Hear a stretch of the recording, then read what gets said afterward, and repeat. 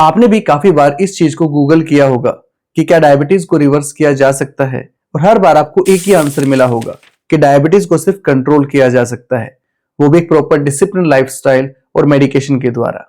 पर अगर मैं आपको कहूं कि डायबिटीज को रिवर्स भी किया जा सकता है और ठीक भी किया जा सकता है, वो भी बिना किसी दवाई के, तो हेलो दोस्तों, मेरा नाम है मोहित।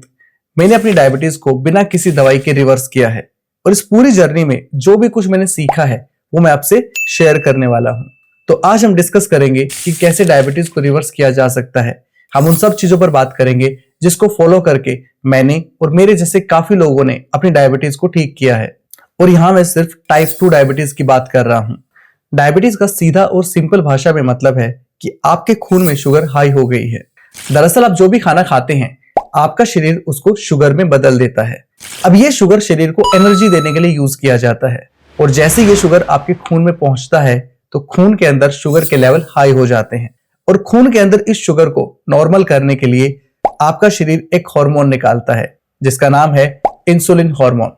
ये इंसुलिन खून से शुगर को उठाकर हर सेल तक लेकर जाता है, जहां पर सेल्स इस शुगर को एनर्जी के लिए यूज करते हैं।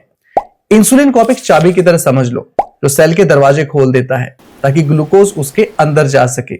पर कई बार इंसुलिन अपना काम अच्छे से नहीं कर पाता, वो सेल को अनलॉक नहीं कर पाता, और ग्लूकोज सेल के अंदर जाने की बजाय खून में ही इकट्ठा होना शुरू हो जाता है, और इसी कंडीशन को बोला जाता है डायबिटीज। बस यही है टाइप 2 डायबिटीज।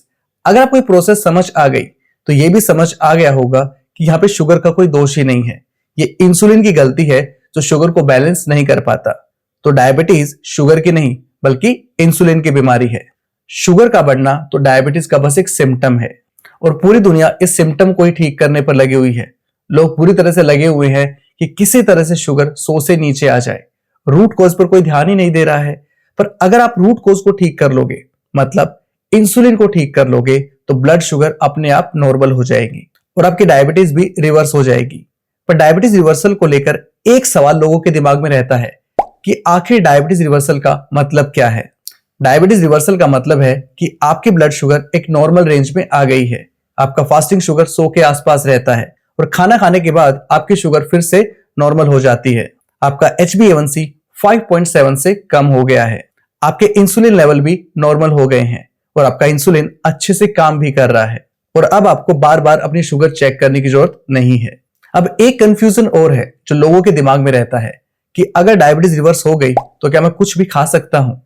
अब अगर मैं बोल दूं कि डायबिटीज रिवर्स होने के बाद भी आप सब कुछ नहीं खा सकते, फिर आपको लगेगा कि फिर फायदा क्या हुआ डायबिटीज रिवर्स करने का, जब कुछ खा ही नहीं सकते।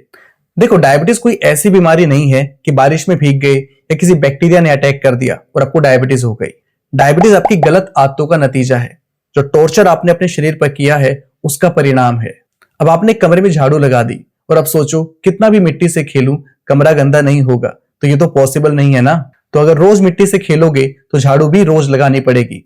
इसी तरह अगर डायबिटीज से दूर रहना है तो शरीर पर रोज काम करना पड़ेगा। और ये सिर्फ डायबिटीज वालों के लिए नहीं है, जिन लोगों को डायबिटीज नहीं है उनके लिए भी है। अगर आपका लाइफस्टाइल ठीक नहीं है, आपकी आदतें गलत हैं, तो आपको डायबिटीज हो सकती है। डायबिटीज का सिंपल सा फंडा है, अगर शरीर का ध्यान रखोगे, लाइफस्टाइल डिसिप्लिन रखोगे, तो डायबिटीज नहीं होगी, वरना इसको होने से कोई रोक नहीं सकता। तो डायबिटीज रिवर्स होने के बाद भी दोबारा डायबिटीज बिल्कुल हो सकती है, अगर आप अपनी उन पुरानी आदतों की तरफ वापस जाओगे। वो कहावत है ना, बोया पेड़ बबूल का तो आम कहां से होए। तो अगर आप सोचो मैं रोज पिज्जा खा लूं और कोल्ड ड्रिंक पी लूं और डायबिटीज भी ना हो, तो ये तो पॉसिबल नहीं है। पर अगर आप एक बैलेंस लाइफ जीते हो, हेल्दी खाना खाते हो, रोज एक्सरसाइज करते हो, तो आपको डायबिटीज दोबारा कभी नहीं होगी। और आप बाहर का खाना भी खा सकते हो, पर रोज नहीं, कभी कभार। कभी कभार खाने से कुछ नहीं होता। अब सवाल आता है कि अगर डायबिटीज को ठीक किया जा सकता है तो लोग ये क्यों बोलते हैं कि डायबिटीज का कोई क्योर ही नहीं है। पहली बात तो क्योर किसी चीज का नहीं है। क्योर का मतलब है कि अगर वो चीज ठीक हो गई तो दोबारा कभी नहीं होगी। ऐसा क्योर तो सरदर्द का भी नहीं है। जब को सरदर्द होता है तो आप मेडिसिन ले लेते हो और सरदर्द ठीक हो जाता है, पर इसका यह मतलब थोड़ी है कि अब कभी सरदर्द होगा ही नहीं। तो क्योर दुनिया में किसी चीज का नहीं है। अगर आप अपने शरीर को हेल्दी इन्वायरमेंट दोगे तो ये ठीक रहेगा। अगर आप इसके साथ कुछ उल्टा करोगे तो ये बीमार हो जाएगा। अब आप ये उम्मीद करो कि मैंने जिम ज्वाइन कर ली है, अब मैं जो चाहूं वो खा सकता हूं, तो ये पागलपन है। मैं पहले खुद जिम जाता था, योगा भी करता था, फिर भी मुझे डायबिटीज हुई क्योंकि मेरी आदतें ठीक नहीं थी। तो जब भी आपको कोई बोलता है कि डायबिटीज का कोई क्योर नहीं है, कोई इलाज नहीं है, तो उसका मतलब है कि डायबिटीज को दवाइयों से ठीक नहीं किया जा सकता। और बिल्कुल सही बात है, डायबिटीज ही नहीं, जितनी भी बीमारियां लाइफस्टाइल से जुड़ी हैं उनको किसी भी दवाई से ठीक नहीं किया जा सकता।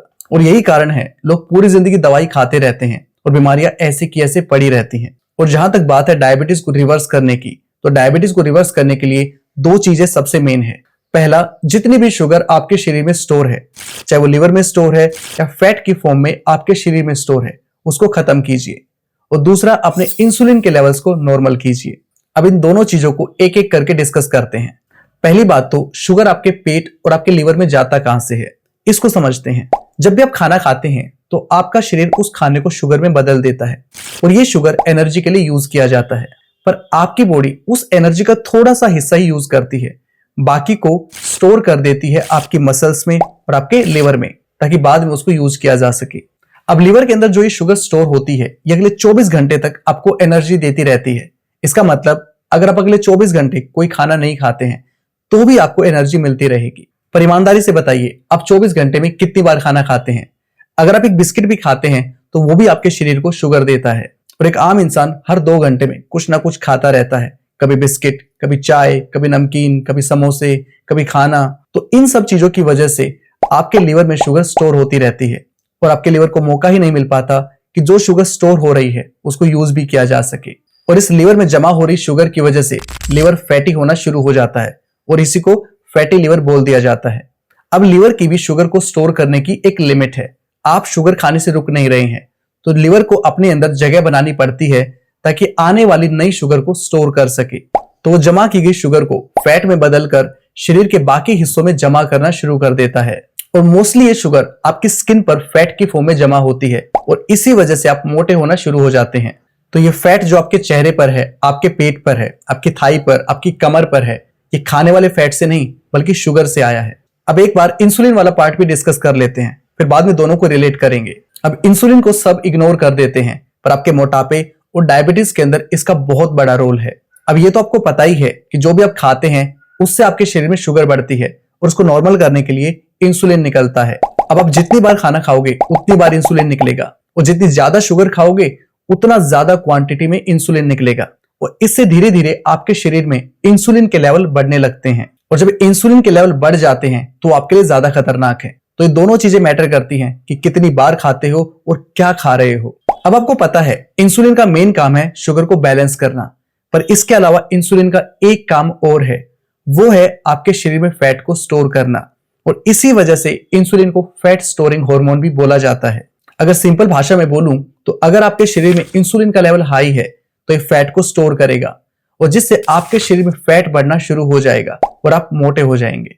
इसके साथ साथ इंसुलिन का लेवल बढ़ने से एक प्रॉब्लम और आती है। जब भी आपके शरीर में इंसुलिन का लेवल बढ़ जाता है तो इस कंडीशन को बोला जाता है इंसुलिन रेजिस्टेंस। इसके अंदर इंसुलिन अपना मेन काम करना ही बंद कर देता है।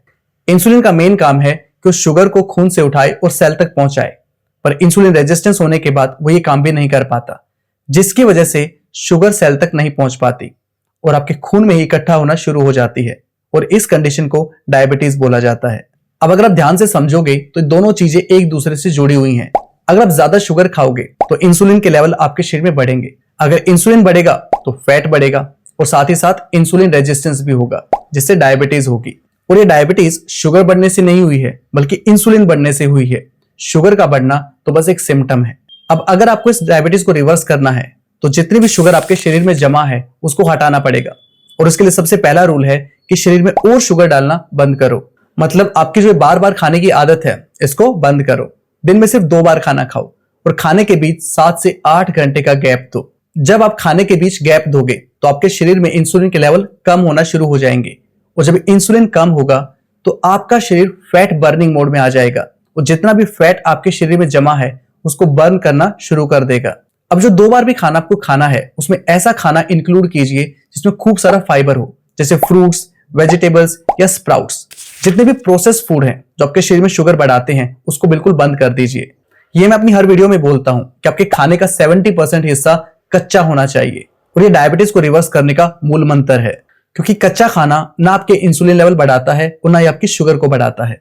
दूसरा, कच्चा खाने का एक फायदा और है, कच्चा खाना माइक्रोबायोम से भरा होता है।